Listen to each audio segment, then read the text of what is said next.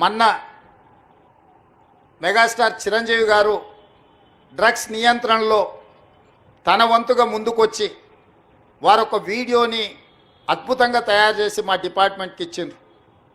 చిరంజీవి గారు లాంటి వాళ్ళు ముందుకొచ్చి తెలంగాణ ఈ దేశంలో ఉన్న యువత డ్రగ్స్ మహమ్మారిన పడితే జరగబోయే నష్టాన్ని వారే ముందుకొచ్చి ఒక అవేర్నెస్ ప్రోగ్రాంలో వారు భాగస్వాములు అయినందుకు, ఆ విజువల్స్ మా కోసం ఇచ్చినందుకు చిరంజీవి గారిని మనస్ఫూర్తిగా నేను అభినందిస్తున్నా.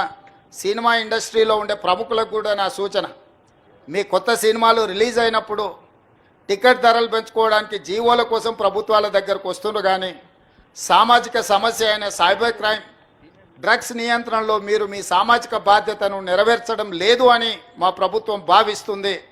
నేను మా అధికారులకు సూచన చేస్తున్నా, రేపు ఎవరైనా కొత్త సినిమా రిలీజ్ అవుతుంది, సినిమా ధరలు పెంచాలి అని ప్రభుత్వం దగ్గరికి అప్లికేషన్ వస్తే వాళ్ళు డ్రగ్స్ నియంత్రణ సైబర్ క్రైమ్ నియంత్రణలో ఒక అద్భుతమైన వీడియో ఫుటేజ్ను ఆ సినిమాలో ఏ స్టార్స్ ఉన్నారో అదే స్టార్స్తో వాళ్ళు ఒక ప్రోగ్రాం మనకు చేసి ఇవ్వాలి. అది ప్రీ కండిషన్.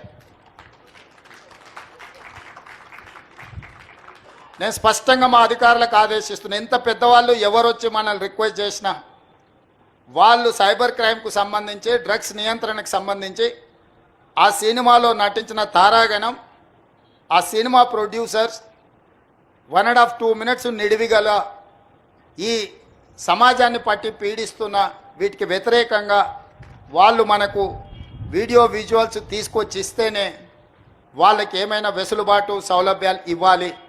ఎందుకంటే సమాజం నుంచి ఎంతో వాళ్ళు తీసుకుంటున్నారు, సమాజానికి వాళ్ళు కొంతైనా ఇవ్వాలి, అది వాళ్ళ బాధ్యత.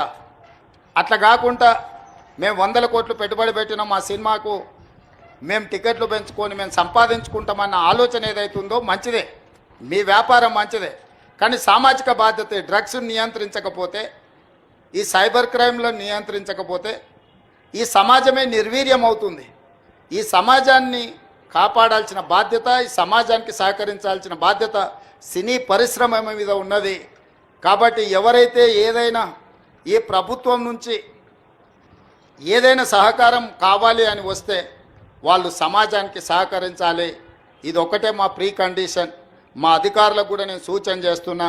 And at the same time మా సైబరాబాద్ కమిషనర్ అవినాష్ మహాంతి గారికి కూడా నా సూచన, ఎందుకంటే మ్యాక్సిమం సినిమా షూటింగ్స్ మీ ప్రాంతంలోనే అవుతాయి లేదా రాచకొండలో అవుతాయి. వాళ్ళు సినిమా షూటింగ్లకు పర్మిషన్కి వచ్చినప్పుడు మీరు ఈ రిక్వెస్ట్ను వాళ్ళ ముందు పెట్టండి.